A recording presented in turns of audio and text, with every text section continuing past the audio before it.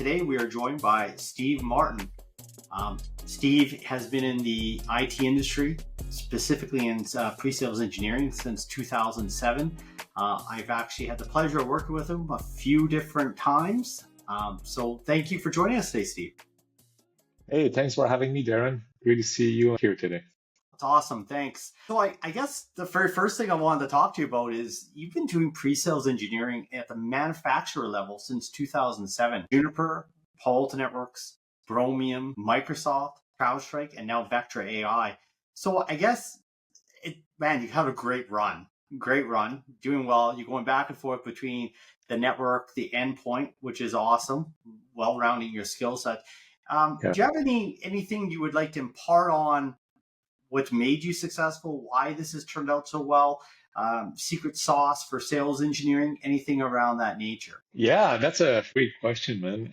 I remember when I used to work, if I step back even before I became an SE, right? I was doing professional services for a partner, right? So back in the days, like in late 90s, I was in Toronto, and I used to work at a distributor like Tech Data, right? So I was doing I was doing a lot of pre-sales technical support over the phone at Tech Data.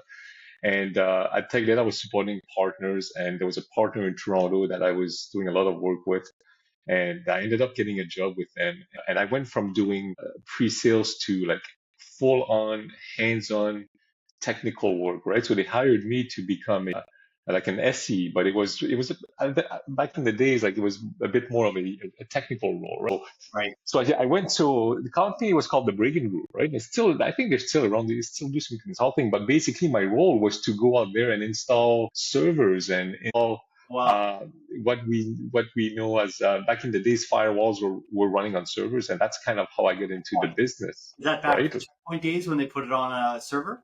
Right, absolutely. We were installing Checkpoint on Solaris, man, right? So that's why I got a bit of gray hair there. You see that, right? But yeah, and that's kind of how I got into it, because the partner was mostly like Unix, like IBM AIX, right?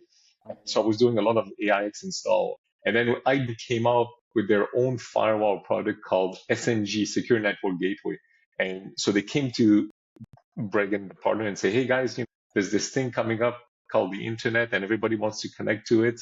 IBM is selling this, firewall to protect the internal network, and it was a pretty cool concept, right? And at the time, firewalls was just an application running on IBM RISC 6000, and that's how I got into the business of security. And from that moment on, it was all cyber, right? Because there were very few people who knew how to do it, right? I thought was interesting is that, and it's really, you made it tipping your hand before the internet is how long we've been doing this. And then I remember that. So it's like, we've been doing this a long time. Absolutely. Yeah. And I remember back in the day when Checkpoint Firewall was on Solaris, or you put it on your Windows server. Yeah, even Windows NT. Yeah. Yeah, very interesting. And then, I guess, go ahead. Yeah. And then, so I guess what I was getting with this is I was doing a lot of really technical hands-on work. I did a lot of hours installation. We did a lot of business with CIBC while I was at Brigham Group. So I was really technical, right? So I really got to a point where I was, we're doing a lot of scripting back in the days, and I understood routing really well as well, right? Because when you do firewalls, you got to understand routing, you got to understand, security. So I would say I was very technical, right, for the longest time. And I think to answer your question, right, I went on and on and on there, but I think to answer your question is, I believe what made me a good SC is that I had a really strong technical background, right? And when I became an SC and doing pre-sales, to me, this was easy stuff because I fully understood what the customers were looking for.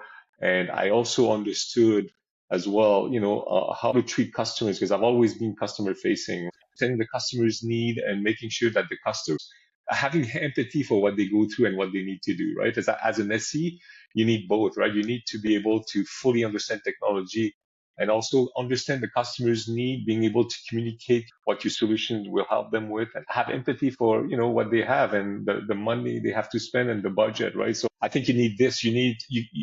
Over the years, I've participated in a lot of interviews for SCs, right, in the companies I work through, right, Darren? And, there's guys that are very, very technical, but you don't want to put them in front of customers, right? And there are guys that are like very, very good at soft skills, but they don't have the hands-on technical experience, right? So having that perfect mix, I think makes a really a good candidate for pre-sales SE. Well, me and Rick have been talking about this quite a bit lately, between selling on features and selling on stories on the solution. And you said a key Yeah, word there was understanding what the client needs, what they want. And yeah, that's about listening to the client. listening.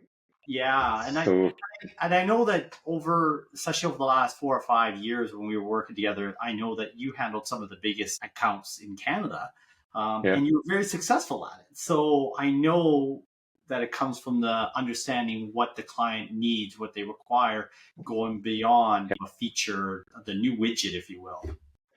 Absolutely. And you know what? Like I would even add to this, right? Like when I did a lot of work with CIBC when I was doing the pre-sales work, I ended up getting a job with CIBC because at the time I had, I was just starting my family, right? And we had two Yeah. young kids and I was doing a lot of, after hours when I was with the partner, right? Doing firewall installations. You don't do this on Friday morning, right? It's Sunday AM at 3 a.m. and I spent so many nights on the raised floor, right?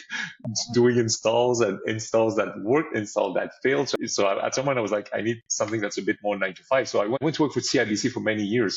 And I remember when I was at CIBC, I dealt with a lot of vendors, right? I dealt with a lot of vendors who were coming into CIBC, being a huge bank, right? A lot of, Everybody it's like, wants to get CIC as their client. right, exactly. And I dealt with SEs, I dealt with account managers, and I knew how I wanted to be treated by a vendor, right? Because you know what? There was a lot of vendors who were coming in, and you could tell all they cared about was just want to get the business, right? And there were other SEs that were really good at, sitting down with me and talking about feature benefits, and you could tell they really cared about the customer as opposed to just the sale. And I was like, and so when I became an SE, to me, I always referred back to this, like, I've been in the customer's shoes, right? And dealing with vendors. And it's always been important to me to say, hey, you know what? I want to treat my customers how I was treated when I was at CIBC and how I'd like to be treated. Well, 100%. And I think you had a unique perspective of working for a pretty large enterprise. One of the, Yeah. let's be honest, especially we've been part of these organizations that are North America wide, and what the US considers enterprise versus Canada are very different. So in Canada, we probably have 5 pure, really enterprise class clients that the US would consider. You've worked with a number one. You were working Yeah. for one when you were having people come in. So you understood and you could model your career based off what you knew you wanted or what was the best approach in 100%. modeling. Yeah.